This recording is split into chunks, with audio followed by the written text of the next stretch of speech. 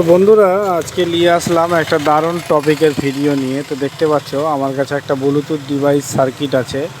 তো ছোট ছোট ব্লুটুথ ডিভাইসের সার্কিটে মূলত এই আইসিগুলো খারাপ হয়ে গেলে তো আমরা অনেক সময় সেম আইসি পাই না। তো এইটা কাজ করার একটা ভালো উপায় দেখতে পাচ্ছেন, আমি একটা 4007 ডায়োড লাগিয়ে নিয়েছি। তো সাপ্লাই থেকে যেখানে 5 ভোল্ট দেয় সেখান থেকে আমি নেগেটিভ পজিটিভ দেখে আমি কিন্তু ডায়োডটা লাগিয়ে ফেলেছি। তো এখন যে চার্জিং কানেক্টার যে লাগাবার পরে যে একটা লাল বাতি জ্বলে, তার পাশেই একটা কানেকশান পাবেন, ওটাকে শর্ট করে দেবেন। তো আমি যেহেতু এটাকে সেফটি করার জন্য একটা পাইপ ঢুকিয়ে আর এটাকে আমি সেফটি করে নিয়ে আবার আমি সোল্ডিংটা করে নেবো।